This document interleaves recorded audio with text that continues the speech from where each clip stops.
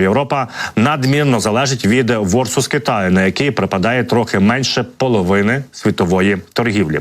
Виконавчий директор Рейнметал Папергер заявив, що Європа покладається на Китай, який постачає понад 70% бавовняного волокна. Існує ризик, що Китай може притримати ворс з геополітичних причин. І саме тому ми купуємо якомога більше, щоб заповнити наші запаси. Не в останню чергу, можливо, саме і це питання буде піднімати канцлер Німеччини Олаф Шольц, який відвідає найближчі дні з візитом Китай і зустрінеться з керівником Китаю Сі Цзіньпінем. Нагадаю вам, офіційно заявлено, що він говоритиме про війну Росії в Україні.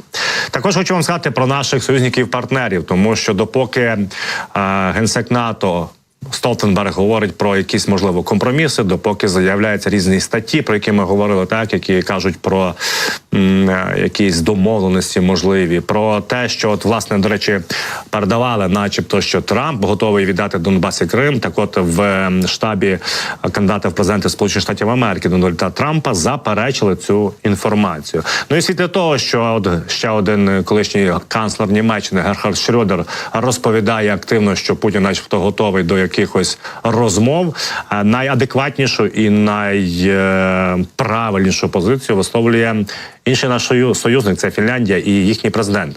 Він каже наступне, що в Україні можна досягти миру лише на фронті, оскільки президент Російської Федерації Владимир Путін розуміє тільки мову сили.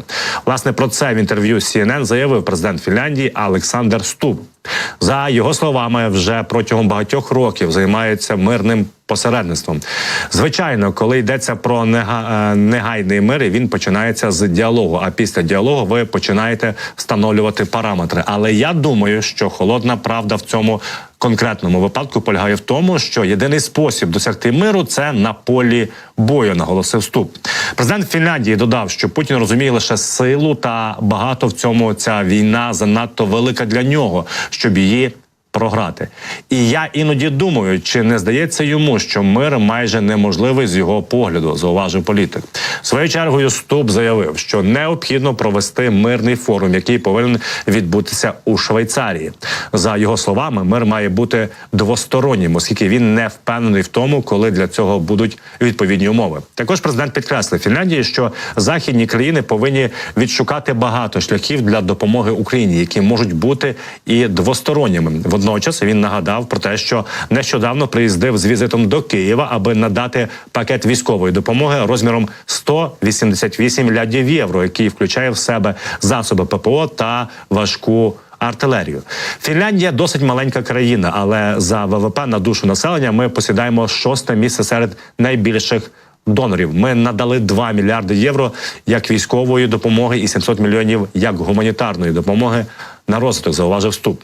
Президент Фінляндії вважає, що такі речі є практичними та вони потрібні Україні. І ці потоки можуть бути двосторонніми. Вони можуть виходити від Європейського Союзу, як це відбувається зараз. Вони можуть надходити навіть від НАТО. І, звісно, вони мають виходити від Сполучених Штатів Америки. Крім того, політик закликав Конгрес Сполучених Штатів схвалити пакет необхідної допомоги для України.